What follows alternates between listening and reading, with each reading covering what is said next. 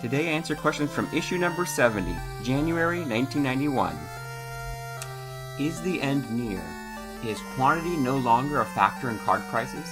Supply-side economics doesn't seem to be playing much of a role in the card market right now, and that is frightening.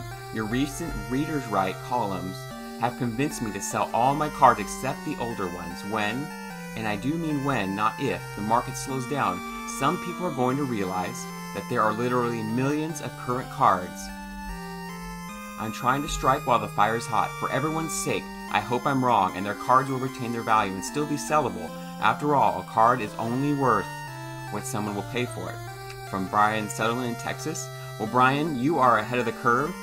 You have seen that there are going to be so many cards printed out in the early 90s, and those cards are going to crash and their value is going to sink.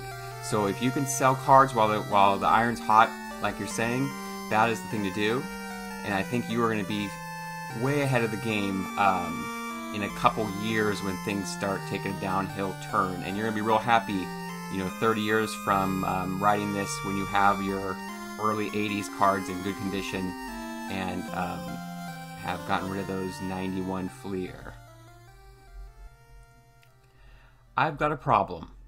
In the late 1940s, early 1950s, I collected baseball cards and pasted them in a composition book. I believe rubber cement was used at the time.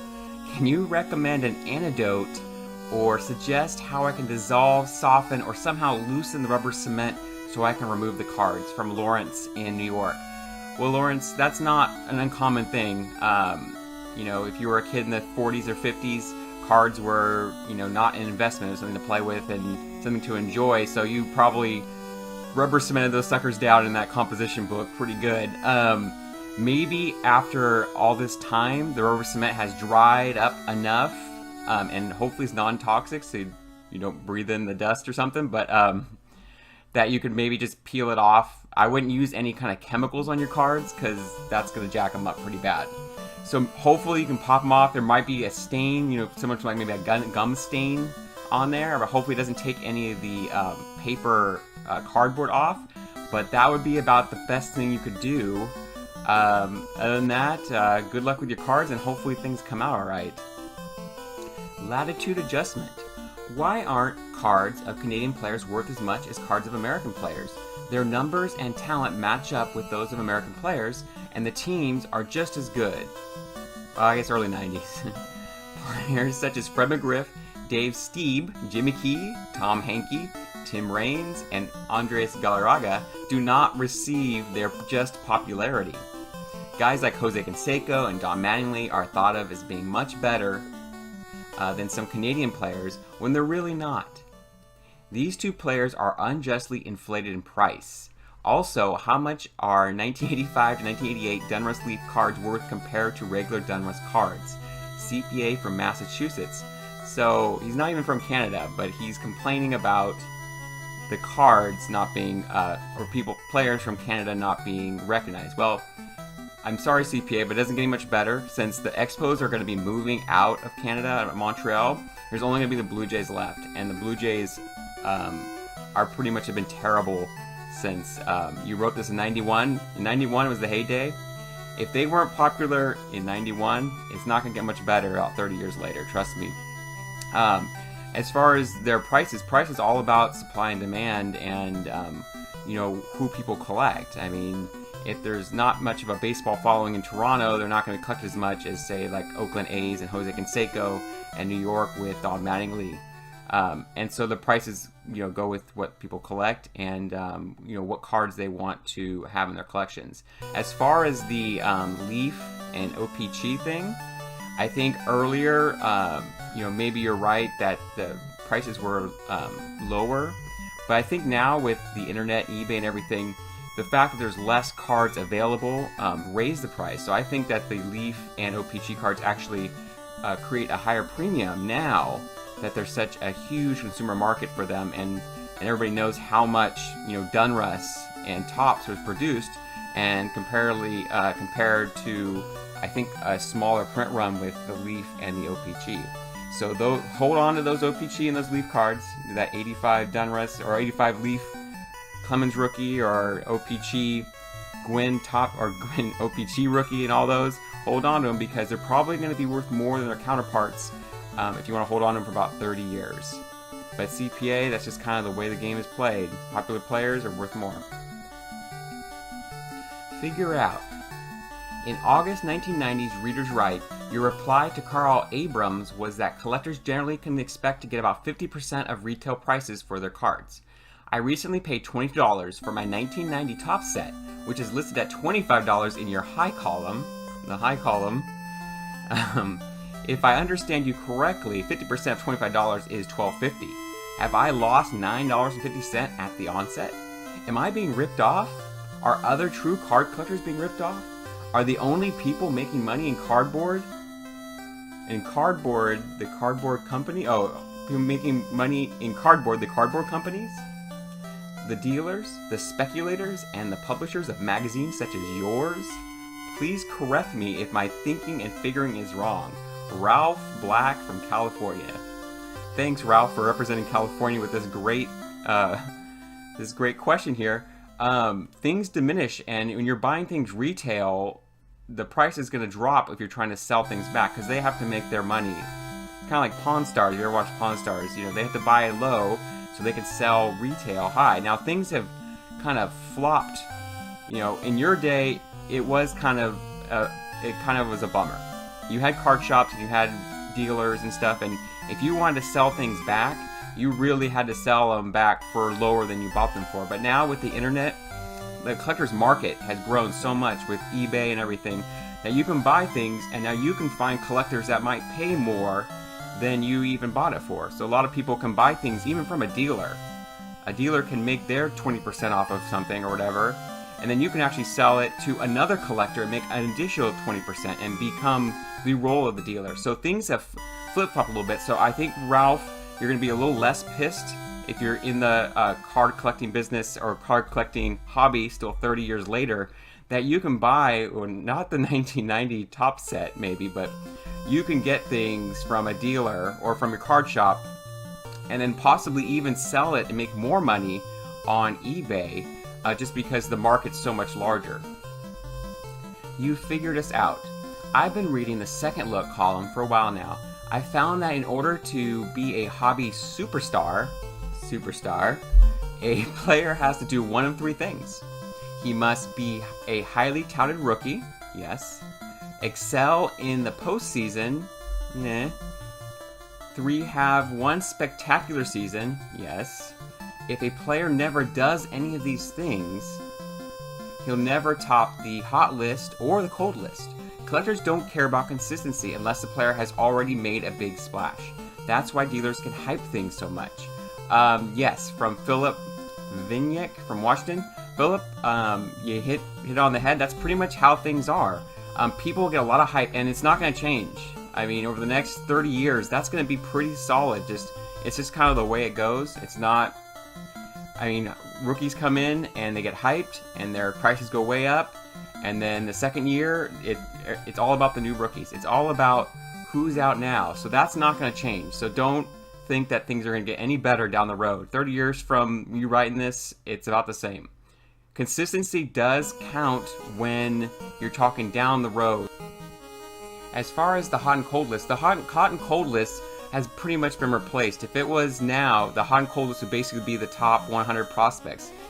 The All-Stars and Veterans and Hall of Famers aren't even on the list. If there was a hot and cold list now, it would just be all rookies. So we basically got rid of our hot and cold list, and we just have a top prospect list. And it's completely shifted, almost 100% towards prospects as far as hot cards to purchase, have in your collection now. It's just kind of how it shifted. I don't think it will ever shift back, but you never know.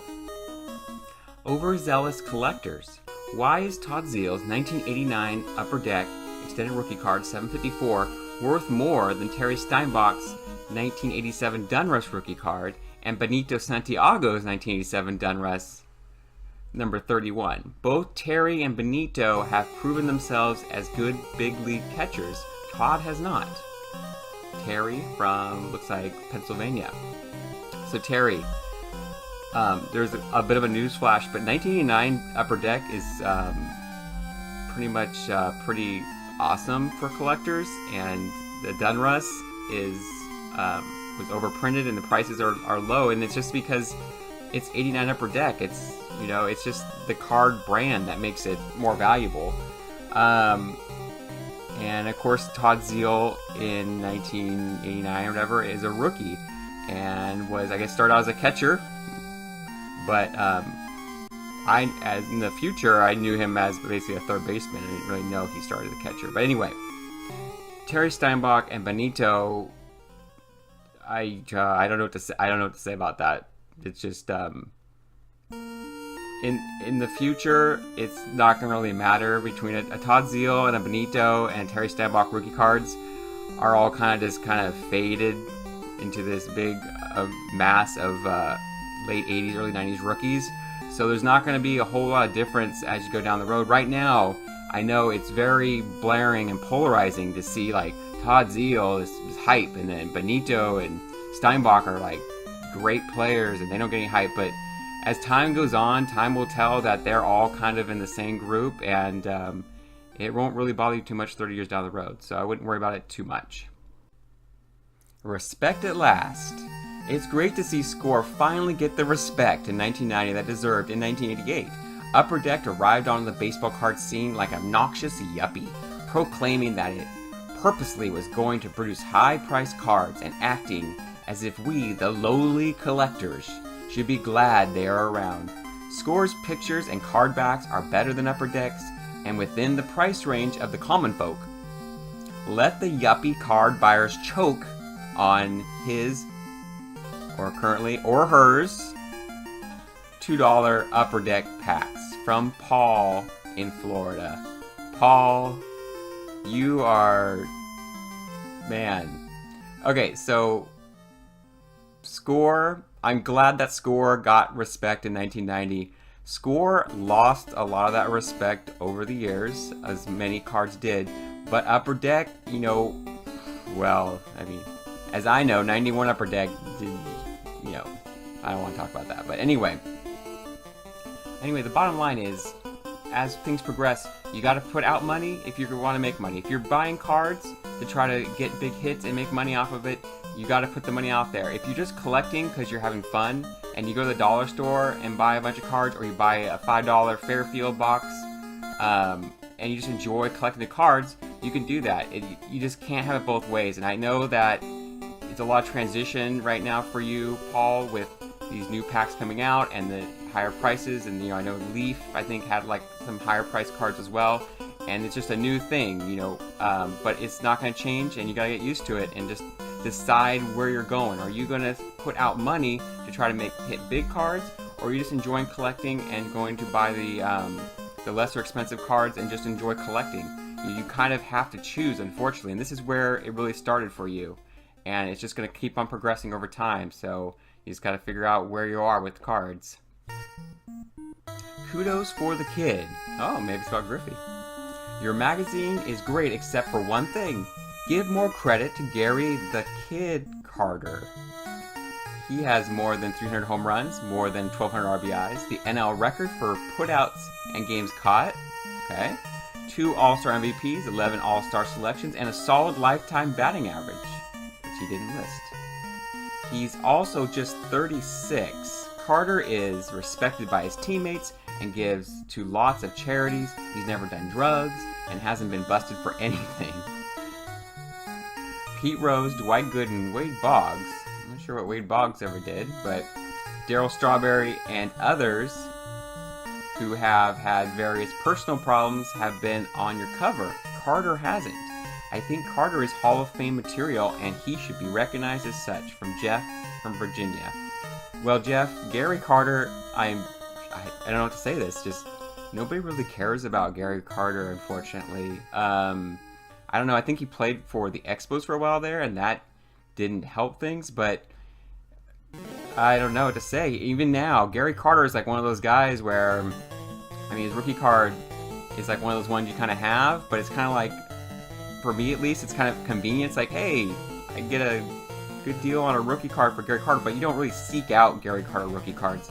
And I think that hasn't really changed. I think during the time of you writing this, that's kind of how people felt, and I think it stayed the same. I don't think he really, even after retiring, he didn't really get much of a bump with collectors. So I'm glad you're a fan, and you don't need everyone else to be a fan and Beckett to put them on your cover to enjoy a player and collect them. Painful learning. Recently I attended a show in Chicago. I must recount an unpleasant experience that ruined an otherwise great show. I asked the dealer whether I can expect a hand-collated 1989 Upper Deck set that I was interested in purchasing. The dealer's reply was, "You've seen an Upper Deck card before," and didn't agree to let me look. That sounds fishy. Although I was surprised a bit and a bit offended, I purchased the set anyway because it was such a good price.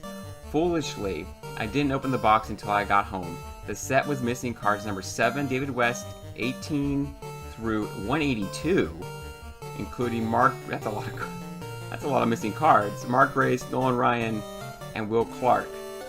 I was shocked and angry. My advice to collectors is never purchase a hand-collated set without inspecting it. Name withheld. Looks like from Illinois. Well, Mr. Mystery Writer, that's definitely good advice.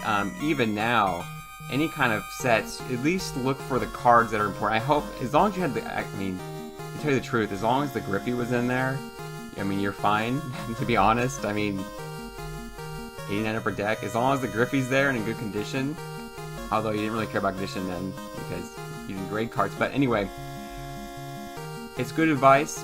From back in 91 all the way until now, always check to make sure that all the cards are there, or at least the specific cards that are important in the set are there. If you're missing like 80 cards, you can also, just look at the size. 800 count box, if it looks like it's short, and there's 800 card set, then you're probably missing some cards. But definitely good tip for everyone for the future is always to check the sets, and if the dealer doesn't want you to look through the cards, then there might be something going on. So be sure to watch out for that.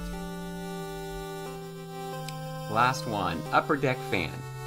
The best cards on the market are made by Upper Deck, no matter what the consensus says. So what if you can erase them? So what if you can erase them? So what if a few have double holograms? Oh, just have to. Can't help it. There's my double hologram. Just have it sitting here. So if you have double holograms. And so what if they're mostly overpriced? Well, you get what you pay for, I guess. Upper Deck has done what I believe is the ultimate. They have produced a high-quality, stunning, photographically perfect baseball card set. A set that included all the players, not just the ones the company saw fit to include, so they could hold back and wait to include in their update set.